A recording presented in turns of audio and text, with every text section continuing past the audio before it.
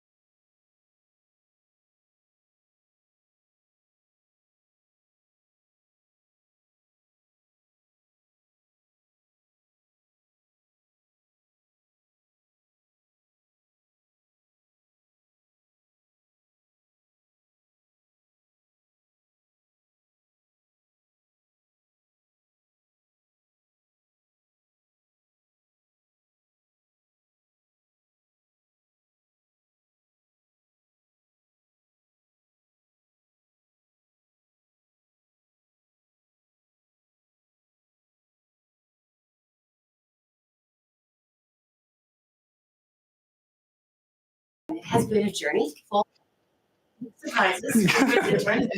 There was one point when we were very concerned that perhaps Shakespeare hated Eros and was asking us to completely renounce it. I think we've managed to recover Eros in a complex and nuanced way, with awareness of its danger, but also a defense of the goodness and value of Eros. And perhaps sign proof of the surprising turns that this oration and thesis has taken is that Matthew has decided to both critique and defend Eros through a tragedy, Romeo and Juliet, one of Shakespeare's most famous plays, and one of Shakespeare's plays in which Eros seems the most troubling, most damaging. And Matthew has acknowledged the troubling and dangerous aspects of Eros, but nevertheless found, I think, some value in Eros, something worth preserving. With that, I will introduce Matthew Vidimos, whose oration is entitled, Heaven is Where Juliet Is, Understanding Eros in Shakespeare's Romeo and Juliet.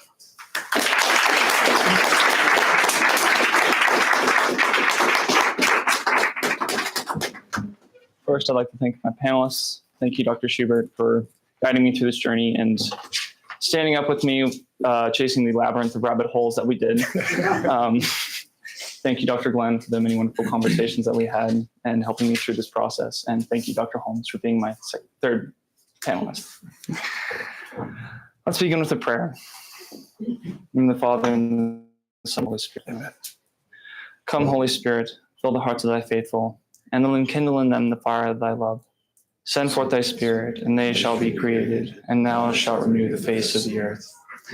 Our Lady, Seat of Wisdom, pray for us. In the name of the Father, and of the Son, and of the Holy Spirit. Amen. When I first encountered Romeo and Juliet, I was initially appalled by the seemingly nonsensical and passionate nature of the play. I puzzled over it over my junior author project, my senior thesis, and yet I never could decipher the playwright's meaning behind this passionate drama. I slowly but eventually came to realize that if I was to actually unravel the meaning of this play, I had to, as Robert Frost would put it, look beyond the picture, through the picture, to discover the small grain of truth hiding itself between Shakespeare's lines. I had to look beyond the grotesque and bawdy imagery of Romeo and Juliet. I had to look beyond Shakespeare's own love life when he was writing the play. I had to look over 1,000 years before Shakespeare was even born to discover the beginnings of the answer. We find ourselves in ancient Greece. A young man by the name of Phaedrus approaches the renowned philosopher Socrates in order to obtain from him a second opinion on his teacher Lysias's philosophy. Now, Lysias's philosophy was very simple. Quote, "It is better to give your favors to someone who does not love you than to someone who does." Now, why would Lysias propose such a seemingly nonsensical idea? Lysias's concern lied in the presence of passion in love, or what Socrates called eros. Now, what is eros? Socrates defines it in the following way. Quote, "The unreasoning desire that overpowers a person's considered impulse to do right and is driven to take pleasure in beauty, its force reinforced by its kindred desires for beauty in human bodies. This desire, all conquering in its forceful drive, takes its name from the word for force, Rome, and is called Eros." The unruly nature and the tendency to draw one's mind out of oneself was what concerned Lysias. He believed that because of this unruly nature of Eros, it presented an insurmountable danger. He proposes the example of two lovers who, if they love each other or have Eros towards each other, in the passion of the moment, they will make promises to each other, promising favors, wealth, status, position, etc. And when the passionate moment is past, the beloved approaches the lover to collect on these promises made, but the lover simply turns to him and says, "I was never in my right mind when I made those promises." Thus, both lovers leave empty-handed. Now, this example brought up by Lysias may key us into a fact that maybe he had a rough love life, much like the stereotypical freshman class here at WCC.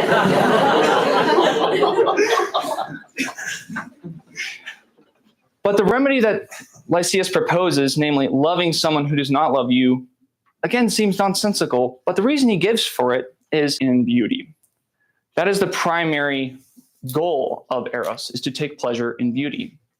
Now, the desire to take pleasure in a human body, or as we could also phrase it, the lustful desires, is only a kindred desire to Eros. It only gives it an extra impetus. It is not the end goal of Eros. To further assist Phaedrus in discovering the true nature of Eros, Socrates proposes an analogy, associating the workings of the soul with a chariot. Now, in this chariot team, there is a horse that Socrates describes as a crooked jumble of limbs with a short bull neck, a pug nose, black skin, and bloodshot white eyes. Companion to wild boasts and indecency, he is shaggy around the ears, deaf as a post, and just barely yields to horsewhip and goad combined. The horse Socrates associates with and unreasonable. You can barely hear the charioteer pulling against it. Its sole desire is to jump at every pleasurable and beautiful object that it sees. Now, there's one feature about this horse that we should take key notice of, namely the bloodshot white eyes. Now, we mainly associate bloodshot white eyes with a state of drunkenness or a state of irrationality, which is indeed what the horse is in. But what Socrates is trying to draw us to is that in the black horse's function, or Eros's function, vision plays a key element. As we see in quote 4, vision, of course, is the sharpest of our bodily senses. Although it does not see wisdom, it would awaken a terribly powerful love if an image of wisdom came through our sight as clearly as beauty does.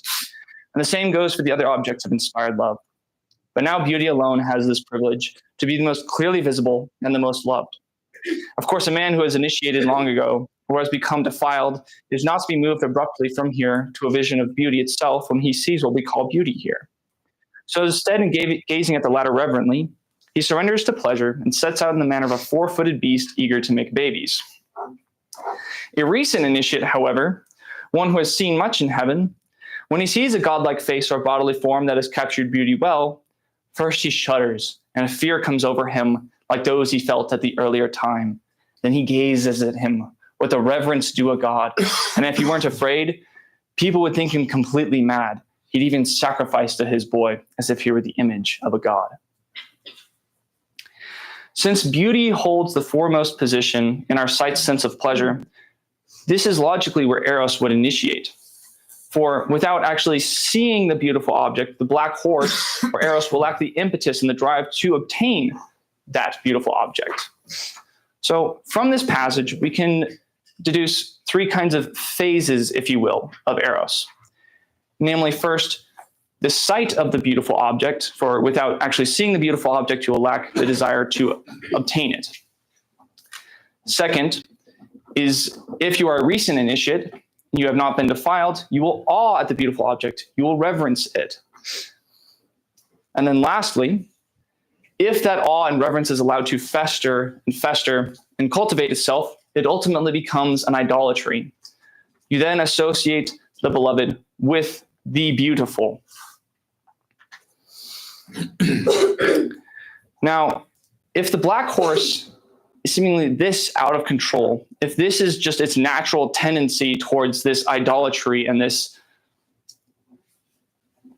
loss of self towards the beloved, then how does this chariot get anywhere? Well, that's where the charioteer comes in logically. The charioteer, Socrates associates with reason. Reason is what guides this horse towards its right end, persistently holding it back and preventing it from committing rash actions. Now, with Lysias's philosophy, Socrates' definition of Eros, and the chariot analogy in mind, let us proceed into Romeo and Juliet. First, we will examine the setting and compare it to Lysias's philosophy. Second, we'll ask the question, who are the black horses in this play and where is reason?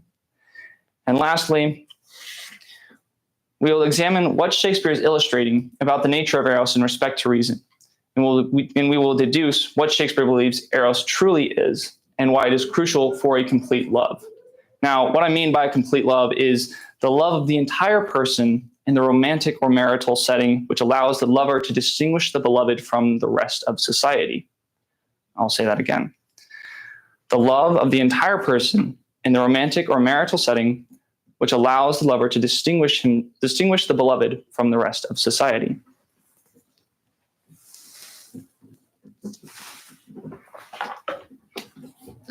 We find ourselves in Verona, Italy. Now, in the society of Verona, Shakespeare presents us with two potential dangers if Eros is neglected by a society. First is the Lycian philosophy, namely the transactional nature of Eros, or the transactional nature of love, I should say. Now, in this society, there are two families, namely the Montagues and the Capulets, who have only two prerequisites for marriage.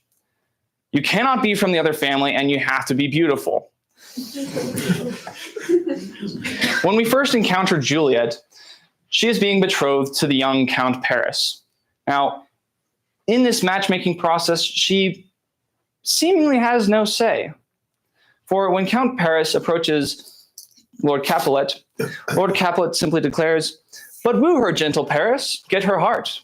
My will to her consent is but a part, and she agreed, within her scope of choice lies my consent and fair according voice." As long as you can get her heart, she's yours. That is essentially the nature of this transaction. Juliet has no say in the matter, really.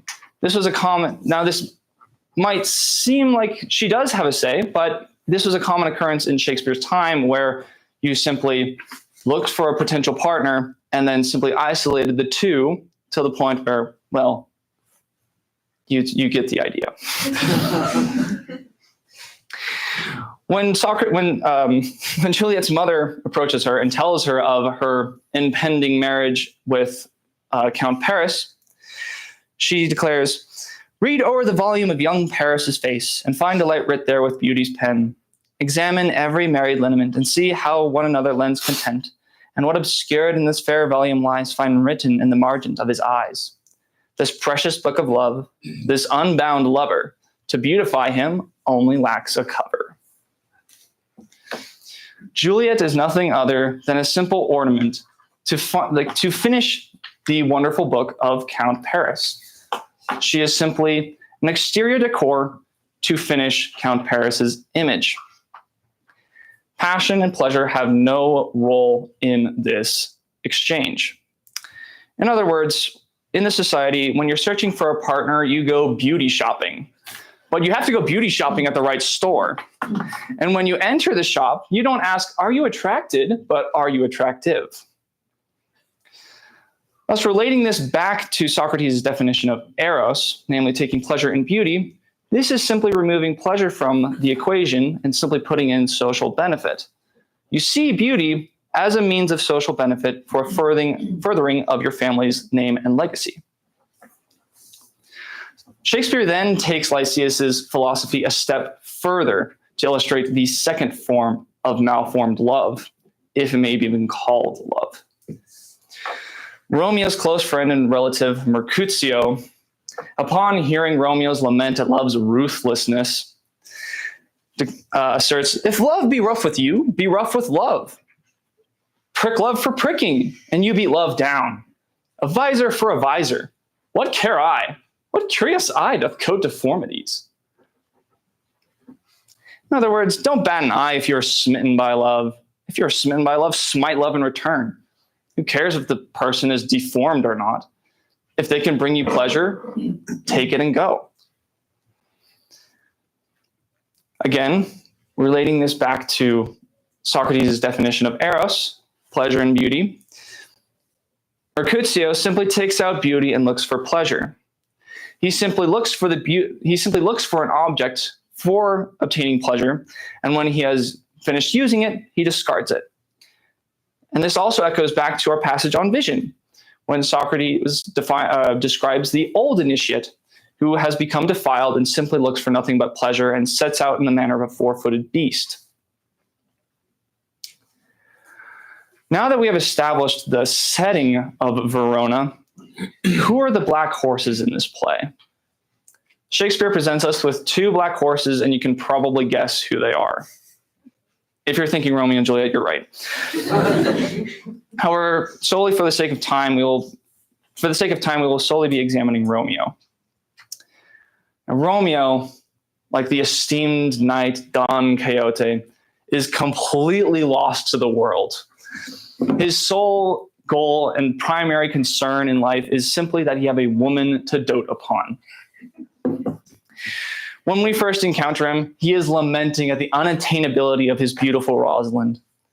Quote, "She'll not be hit with Cupid's arrow. She hath Dian's wit, and in strong proof of chastity well armed. From love's weak childish bow she lives uncharmed. She'll not stay the siege of loving terms, nor bide the encounter of assailing eyes, nor ope her lap to saints seducing gold. Oh, she is rich in beauty, only poor that when she dies, with beauty dies her store." Romeo's lament at Rosalind's vow of chastity, he laments because he cannot attain her because of this vow. He laments because of her vow of chastity, she will not stand gazing into his assailing eyes. She will not stand his loving speeches, his loving letters, and he can't even bribe her into loving him. Imagine that. What amplifies his despair even more is her beauty. He knows that when she dies, and she will eventually die, she will take beauty with her. Now, Mercutio and Benvolio, hearing of this lament of Romeo, simply just tell him, dude, go to the beauty store, find another more beautiful girl, forget about this one. But Romeo stays fixated on Rosalind. He refuses to accept this ideology. He stays steadfast to Rosalind. That is, until he sees Juliet at the Capulets' mask ball. Upon first seeing her, he declares, "Oh, she doth teach the torches to burn bright. It seems she hangs upon the cheek of night as a rich jewel in an Ethiop's ear. Beauty too rich for use, for earth too dear. So shows a snowy dove trooping with crows, as yonder lady o'er her fellows shows. The measure done, I'll watch her place of stand, and touching hers make blessed my rude hand. Did my heart love till now? Forswear its sight, for I never saw beauty to this night." Here we can see Romeo undergoing the first two phases of Eros that we described earlier, namely that he has seen Juliet and he is now enraptured and in awe with Juliet. This awe is further elucidated in the balcony scene, namely that when he approaches the Capulets' house after crossing over a hedge or two, he sees what he believes to be a light passing through the window, approaching. And he says, "But soft, what light through yonder window soft, what light through yonder window breaks? It is the east, and Juliet is the sun. Arise, fair sun, and kill the envious moon, who is already sick and pale with grief, that thou, her maid, art far more fair than she." To Romeo, Juliet is the source of life and light. She is the sun that outshines the radiance and the brilliance of the moon. And as if this wasn't idolatrous enough, namely associating Juliet with the sun, the source of life and light, it did not take long for Romeo's desperately idolatrous impetus to set in. And it happened sooner than you think, because we did skip a little bit between these two scenes. Returning to when Romeo first approaches Juliet, he gets to her side and he asserts, "If I profane my unworthiest hand, this holy shrine, the gentle sin is this. My lips, two blushing pilgrims ready stand, to smooth that rough touch with a tender kiss. Oh then, dear saint, let lips do what hands do, they pray. Let grant thou, lest faith turn to despair. Now, any woman nowadays would think that this wooing of Romeo is flat out creepy. But we're unfortunately going to have to look past that for right now.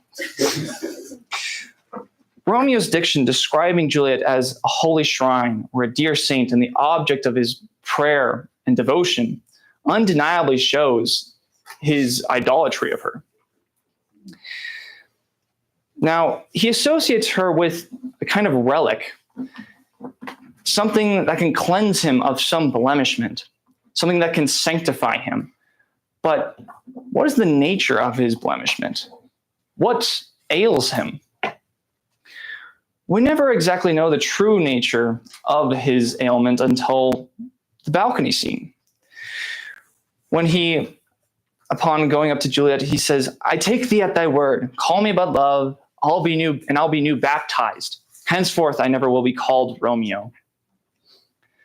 Throughout the play, Romeo detests his name because it seems to be the one thing keeping him from attaining Juliet. But there is more to this desire of Romeo. He wants to be baptized by her love. Now, again, what is baptism? Now, we know as Catholics and Christians that baptism is the sacrament by which we are ridded of original sin and we are given new identities as sons and daughters of Christ in God's church. This is what Romeo is seeking from Juliet. He is seeking this from Juliet's beauty. He is seeking a new identity. He wants to be dissolved, immersed, and lost in Juliet's profound beauty. This is further elucidated when Romeo is banished after being 3 hours married to Juliet and slaying her cousin Tybalt. Quote, heaven is here where Juliet lives. Every cat and dog and little mouse, every unworthy thing live here in heaven and may look on her, but Romeo may not. Juliet has become Romeo's new reality, his new religion, his new heaven. She is his final end, his summum bonum. Without her is to be dead and damned. Being banished, he wants to kill himself, to carve out whatever organ is inside him that contains his name. If Romeo's black horse is this out of control, if Romeo is letting Eros run this rampant, how does he make it from Act 1 to Act 5? How does he not complete the tragedy in Act 3 when he's banished? Where is reason in the play? Who is reason in the play? Who's driving this chariot? We turn to Friar Lawrence. Friar Lawrence is persistently directing and guiding the black horses of Romeo and Juliet. When Romeo first approaches him to tell him of his newfound infatuation with Juliet, Friar Lawrence proclaims, Holy St. Francis, what a change is here! Is Rosalind that thou dost love so dear, so soon forsaken? Young men's love then lies not truly in their hearts, but in their eyes. To which Romeo, of course, protests that he does love Juliet, in fact. But Friar Lawrence is attempting to call into question Romeo's love. Does he truly love Juliet? This is reason's call to action to pull back on the black horse. And we can see that very vividly in the banishment scene. When Friar Lawrence attempts to console Romeo in his banishment, or lamenting at the word banishment, he says in quote 15, I'll give thee armor to keep off that word. Adversity, sweet milk, philosophy, to comfort thee though thou art banished. Yet banished? Hang up philosophy. Unless philosophy can make a Juliet, displant a town, reverse a prince's doom, it helps not, it prevails not. Talk no more. Here we can vividly see the interaction between black horse and charioteer. The black horse wants to carve out whatever organ is inside him that contains his name, to kill himself, because to be without his love is to be damned, to be dead. But Friar Lawrence somehow swayed him from doing so.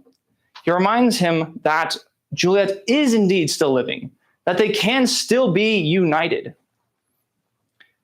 Friar Lawrence can see the greater picture outside of Romeo's restricted romantic vision. Romeo only simply sees Juliet. Friar Lawrence, however, can see that the unity between these two can actually end the rancor between the two families and thus bring peace to Verona. He is the reason that Romeo and Juliet are wedded. He is the reason Romeo stays his hand from slaying himself in his banishment. He is the reason that Juliet drugs herself to the place of seeming death. And he does this so that Romeo can simply go to the graveyard, claim his sleeping beauty, and live happily ever after.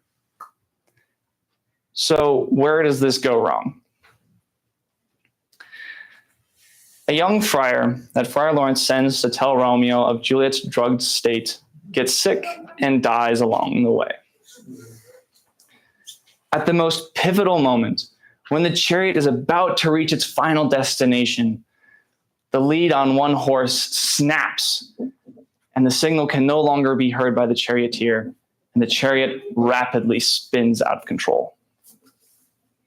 Upon discovering Juliet's supposed corpse amidst the bleak forest of tombstones and lying near the slain body of the freshly slain Count Paris, Romeo, seeing her still lifelike beauty, laments, quote, "A lantern slaughtered youth, for here lies Juliet, and her beauty makes this vault a feasting presence full of light. Ah, dear Juliet, why art thou yet so fair? Shall I believe that unsubstantial death is amorous, and that the lean abhorred monster keeps thee here in dark to be his paramour? For fear of that, I will still stay with thee, and never from this palace of dim night depart again. Here will I remain with worms that are thy chambermaids. Oh, here will I set up my everlasting rest, and shake the yoke of inauspicious stars from this world-wearied flesh. Eyes, look your last. Arms, take your last embrace. And lips, O you, the doors of breath, seal with a righteous kiss, a dateless bargain to engrossing death." Here we once again see Romeo's association with Juliet with life and light. He depicts death as a rival lover that will not touch Juliet because Juliet's beauty is too pure, too radiant. Death loves her too much. Out of fear and passion, Romeo wishes to confront Death, this rival lover of Juliet. He begins his relinquishment of life in the same way that he began his love with Juliet. Renouncing his world-wearied flesh, his eyes take their last look, his arms take their last embrace, and he seals a dateless bargain to death with a kiss. Shakespeare, through this suicide, shows what ultimately results if Eros is given too much rein, is given no restriction whatsoever. Without reason, without restraint, Eros ultimately consumes and destroys itself. It associates the beloved it associates the beloved with the beautiful to the point of seeing the beloved as heaven, as life. If Eros is this bleak in the end, then why have it at all? Why not get a new horse to pull the chariot? Why not throw the black horse out and forget about it? Well, let's recall Lysias's form of love and Mercutio's. Both of these lack elements of Eros, namely that Lysias's form lacks the view of beauty or the transactional nature of Lord Capulet. They refuse to see beauty they refuse to see pleasure and only see beauty as a means of social benefit. Conversely, Mercutio sees pleasure and doesn't see beauty. And what results from these views is an objectification of the person, of the beloved.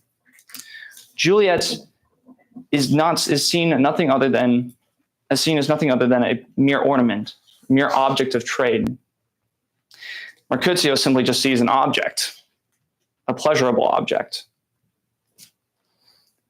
But Paradoxically, Shakespeare, by showing the dangers of Eros, also showed the necessity of it and the true nature of it as well.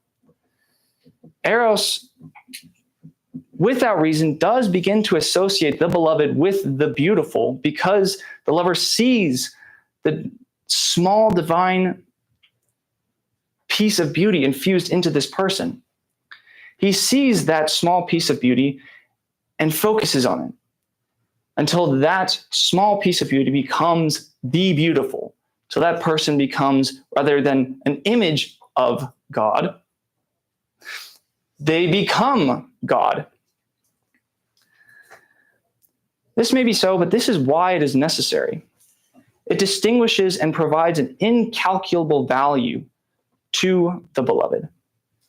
It distinguishes one person amidst the throng of humanity, and the lover declares that he loves this person in a specifically personal way. Romeo, when he does encounter Juliet's beauty, she then becomes more valuable than she ever was. She is now distinguished to be far surpassing her fellow woman in beauty. This is because the lover associates an augmented value with the beloved compared to the rest of society. Because why would you desire to give yourself to someone if you did not associate a special value to them? Eros is the element of complete love that allows the separation of the beloved from the rest of humanity. The lover sees only this one person. He sees a dove trooping with crows. And he fixates himself on it. He becomes steadfast in it, even unto death. Eros is a foolhardy, stubborn, and irrational desire that gives the lover a desire for unity within this person. They see the beauty of the person and they want to be united to it. In conclusion, with these facts of Eros established, it would seem that what Shakespeare is ultimately claiming in Romeo and Juliet is that love is not love, which alters when an alteration finds, or bends with a remover to remove. Oh no, it is an ever-fixed mark that looks on tempests and is never shaken. Thank you.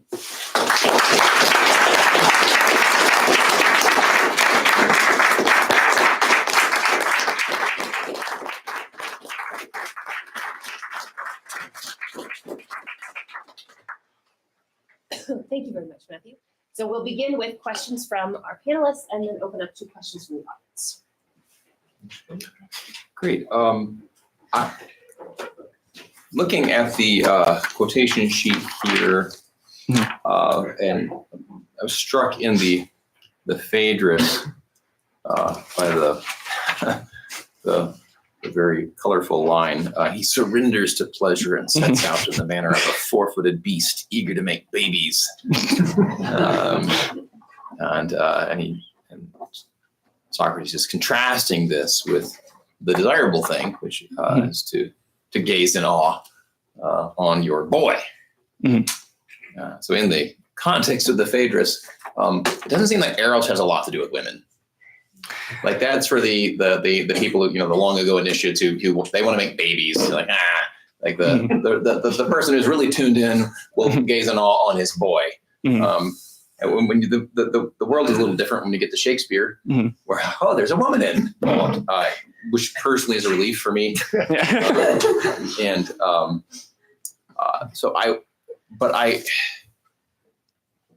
While Shakespeare, maybe it's just that gazing in on your boy doesn't go well in Elizabethan England. I don't know, or what's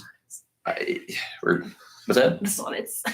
Shakespeare sonnets doesn't go well. How to put this? It seems as though once you've brought a woman into the mix, the bit about making babies has come along with it, and yet So I wondered, does Shakespeare offer any relationship between Eros and what usually happens with marriage, namely family and children and so on, or is Shakespeare's Eros really a Socratic Eros where Juliet could have been a boy?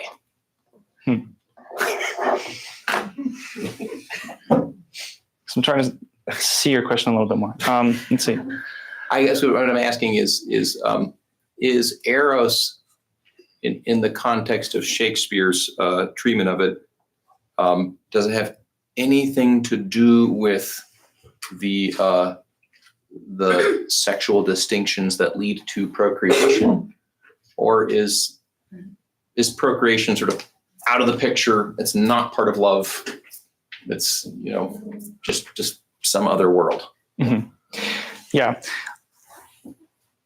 Okay, I think I see your question now. So in Shakespeare's world, I believe that Eros it's not exactly viewed in the same way that a Catholic would view love, namely it's oriented towards procreation. Shakespeare kind of sees love as this divine madness that can enrapture you, and it enraptures you through beauty. So Romeo sees Juliet's beauty. He doesn't look for the kind of the Catholic thing like, oh, we're going to have a family. Now there is, like, you could maybe bring up an objection to that with the passage that Juliet asserts, if your dote be honorable, we should get married. And so instead of kind of simply searching for pleasure from Juliet, Juliet kind of checks Romeo and says, like, if you are actually being honorable, we should actually get married. So I think that might answer part of your question, but then your question about the comparison between the woman and the man, I mean, yeah, homosexuality did not end well in this Puritan society. So, as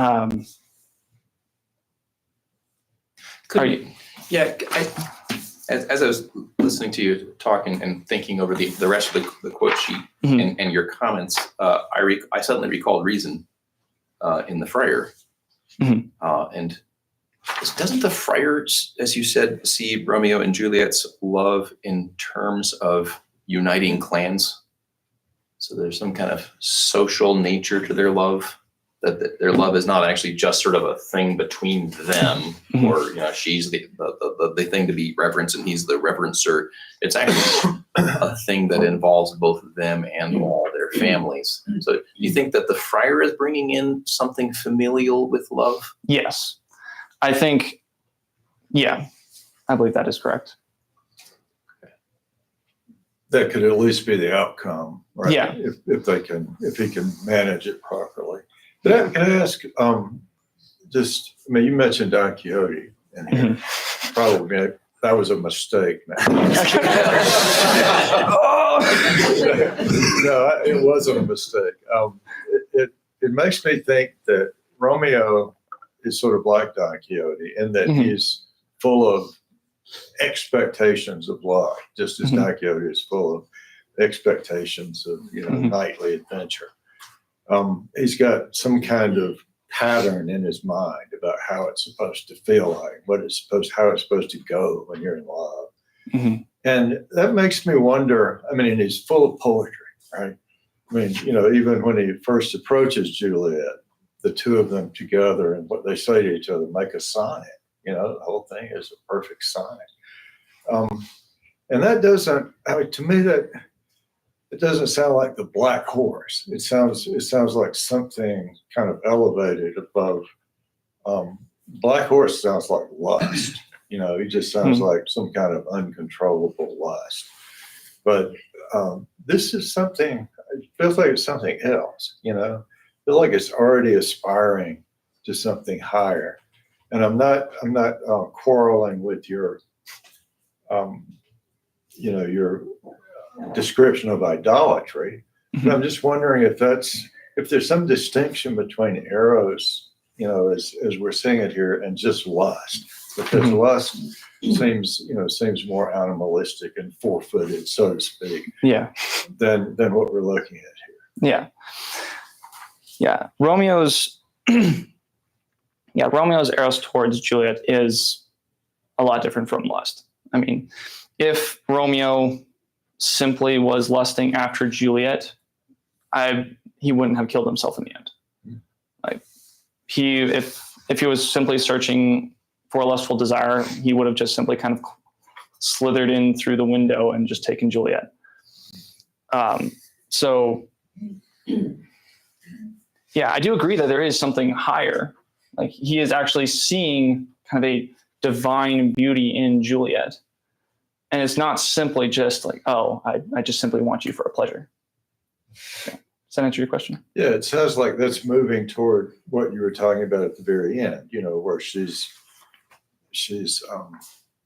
singled out from everyone else. She's, lifted above.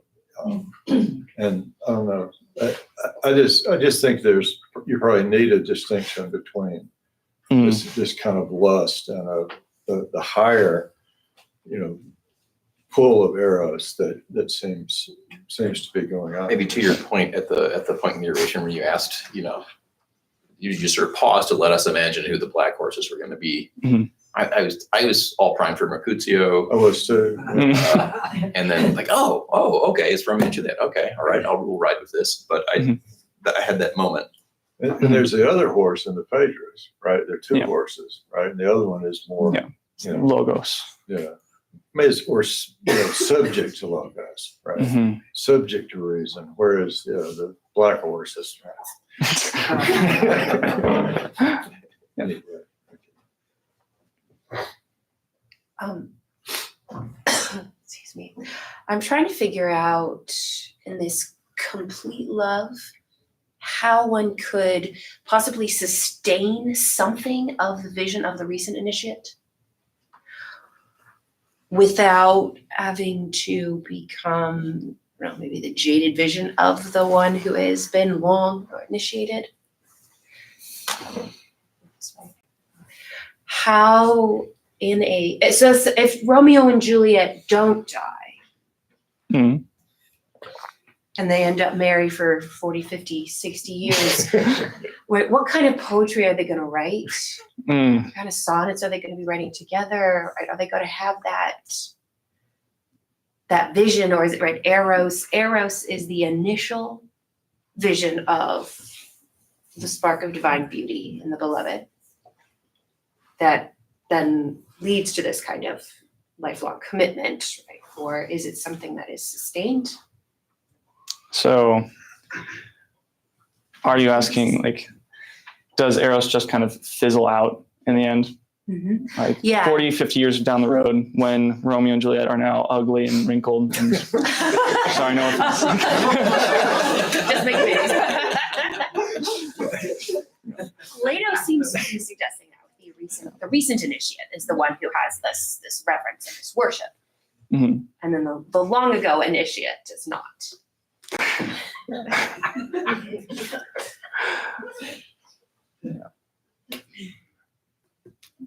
Does Shakespeare give us a different vision here? Or is it significant that he cuts our lovers off at death? Juliet's 13. She's 13, yeah. So young. So is there a way to cultivate the perception, right, of the divine spark in the beloved?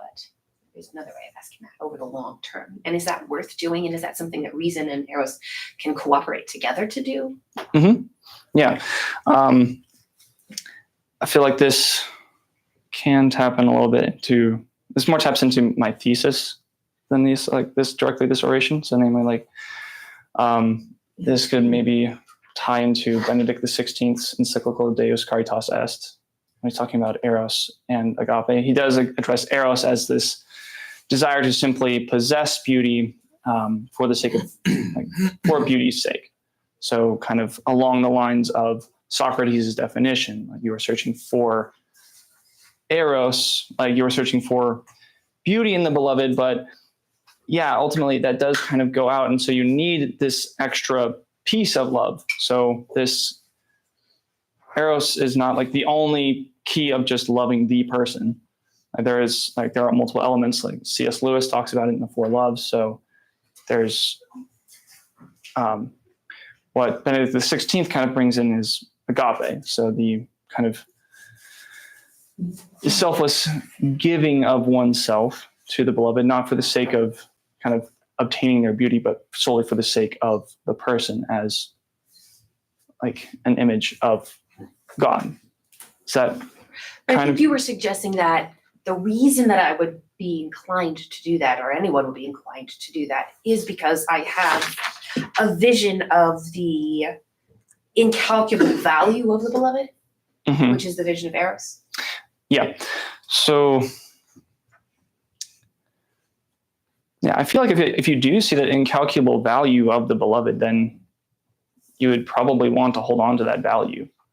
Like if you didn't want to actually hold on to that value, then I think you just simply do the Mercutio thing and just not want to see, like you'll see the person as a valuable object for pleasure, but then just simply discard the person as a piece of merchandise. Can you help me understand crushes? Crushes? Yeah. But like temporarily seeing the value of someone and then, nope, not valuable, and move on to the next person. Like I was wrong about the perception of the special value of that person for the 5 seconds or whatever it was that my crush lasted. And I moved on to someone else. Right? What's going on with that? Yeah, I think the same thing could be said to be going on there, where you simply, you do have this initial first impression of like, wow, this person is beautiful. Like you might have that like on a day-to-day basis, but it's like you see a beautiful object. You can see like, I would almost kind of associate it with like seeing a beautiful sunset. Like you see a beautiful sunset and you're kind of initially just kind of like, wow, this is really awesome. And then you kind of see the sun go down. You can kind of see the sun go down in this like crush that you have. And you're like, oh, you're not what I thought you were.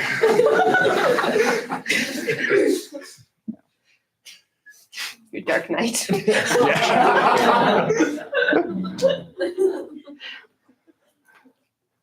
And then I think one last question. I'm really sympathetic to Romeo's declaration that philosophy can't make a Juliet. So hang philosophy. Why would what power does reason have in this kind of situation? It seems like a kind of weak offering. Like in place of Juliet, you could have philosophy. Right? What does reason have to offer Eros if all it can offer is sort of in this moment of banishment and distress and separation from your beloved, you can just philosophize in a stoic way and remind yourself that you are in possession of your own virtue and you're not affected by things outside of you. But it seems like very cold comfort and not really all that enticing in response to Juliet. Yeah. This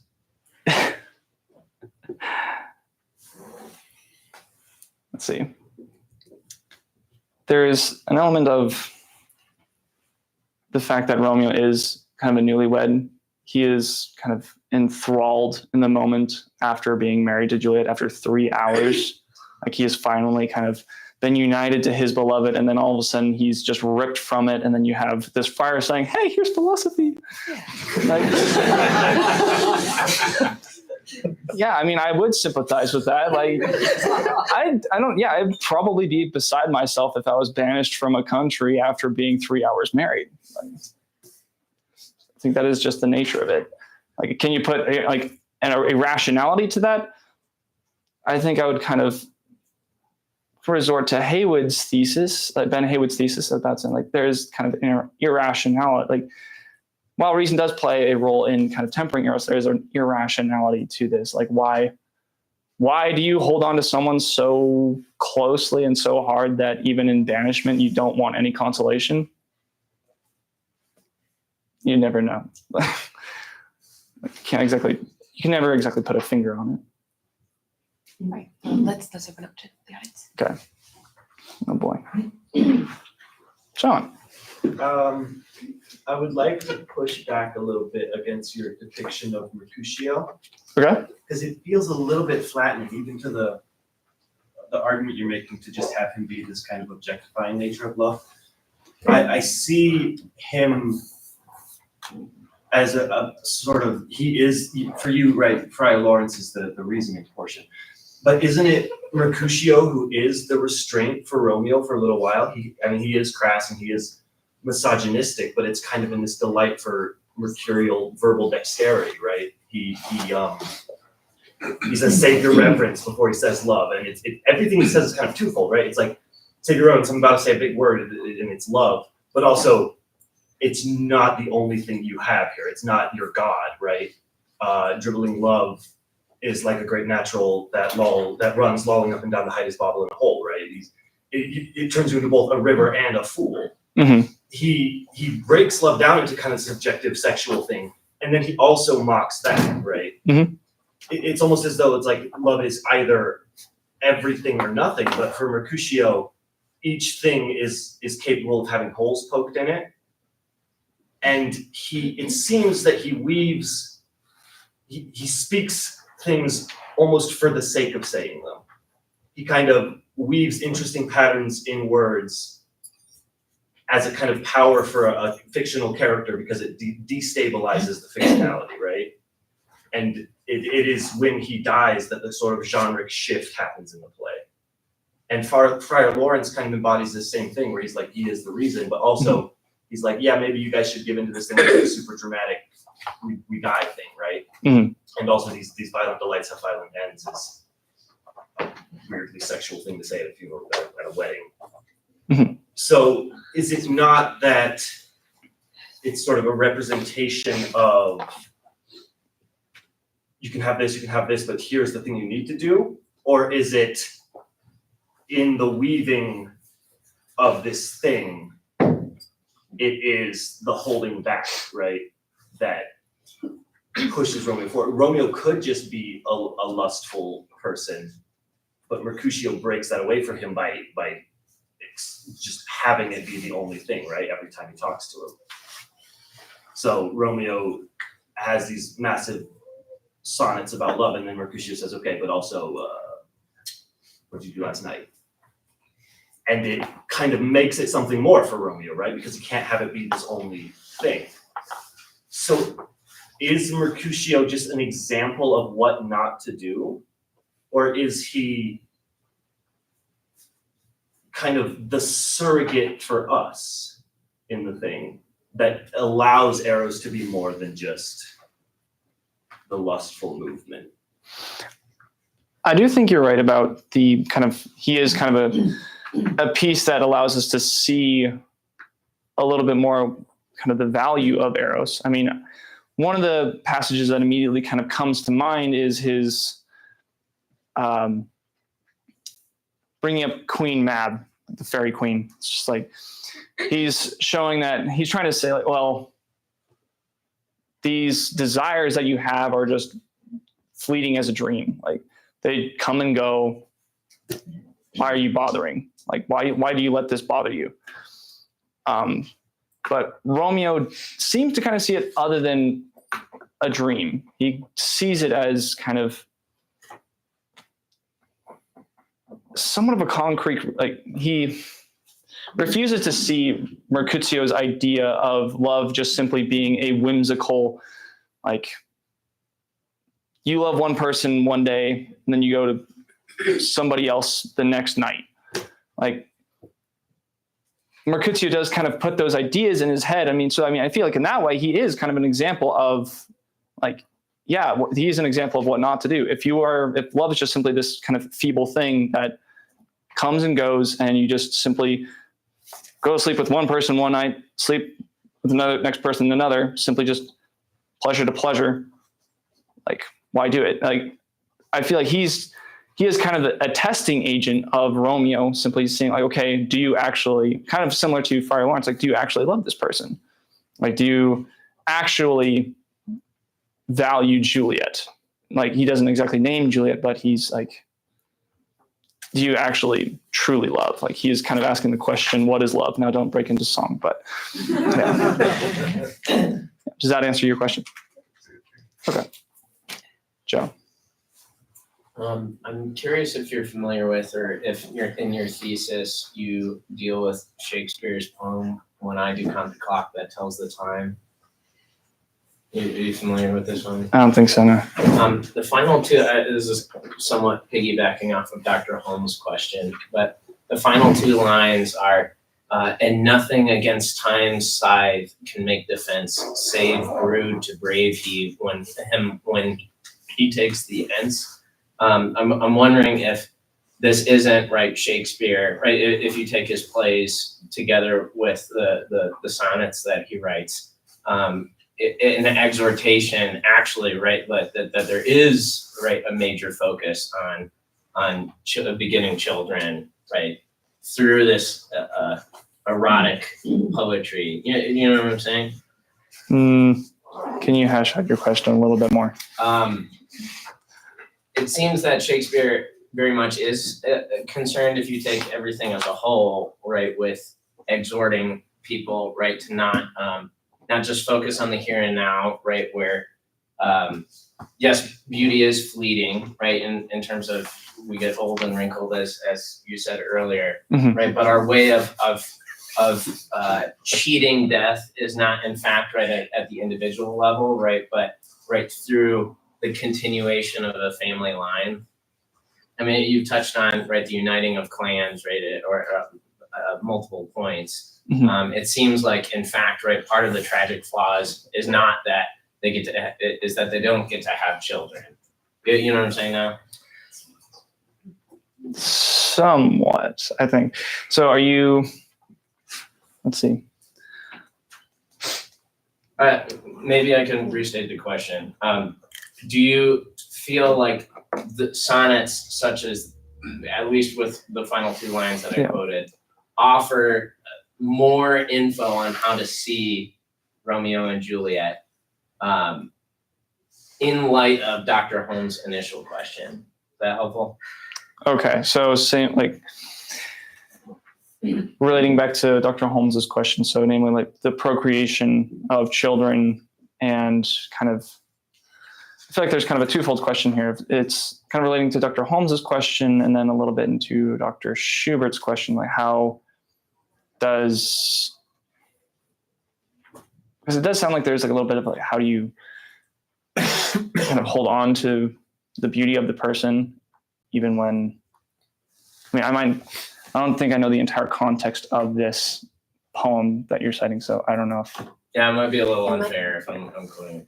I mean, it might be helpful to think about Ferdinand, who you did talk about in your thesis, because he does talk about children. Right. Seems, I think it actually seems like having a child, Romeo and Juliet's child, would unite the two families, you know? Yeah. It seems like that would be the sort of natural, way for this to end. But that's cut off. It's tragically cut off, right? It doesn't happen. Yeah.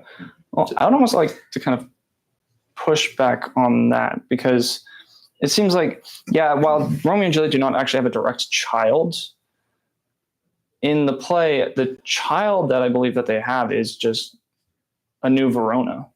Like, there is, like, their child, their unity results in a unity in Verona. Like, their death results in a new and united Verona. Interesting. We have time for just one more question. Julian. Okay, so in the pages, it kind of talks about how that Eros, in its highest form, should lead someone to the contemplation of the good.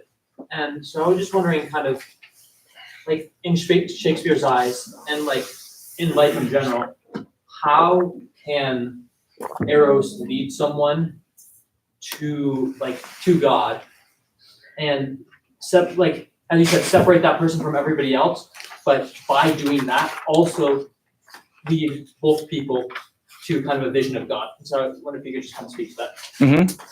Well, in the in the passage about vision, where he describes like seeing the beautiful in this person. So you see kind of a Platonic form of the beautiful, like you see a piece kind of infused into this person, and you kind of focus in on that piece. Ancient Greeks didn't exactly know who God was, and so they just associated the beautiful with this kind of idea of proportions and stuff like that. So if you just take the beautiful, like who do we know is the beautiful? We know God is the beautiful. Right? So you see this piece, like this divine piece that they couldn't exactly that the Greeks couldn't exactly put their finger on. Like there is something divine about this person. Like there's something divine about this person's beauty.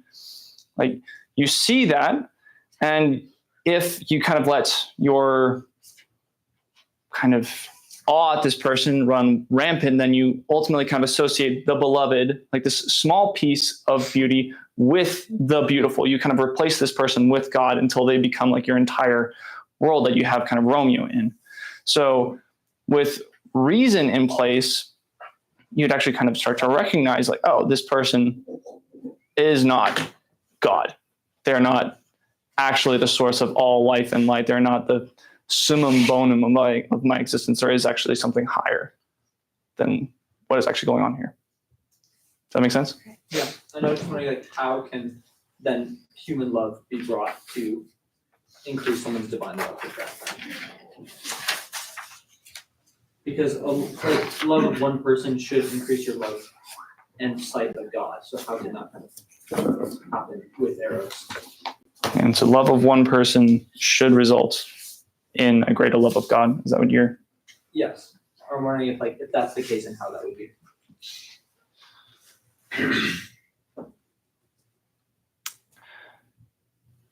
I believe that is the case. That if you do love one person more than anyone else in the world, there is kind of a mirroring of divine love in that. Namely that you see the beauty in one person. This kind of reflects God's love for us, if you will. He loves each and every individual person in an infinitely personal way. And so if you love this person kind of in an infinite way, like let me kind of, so how does, and repeat your question one more time. How does human love, or if ordered properly for reason, how would that bring you to a greater love of the divine, which is where beauty comes from in the first place? Mm-hmm. Well, I believe if you have a properly ordered love, you will actually see that. You'll see where beauty comes from.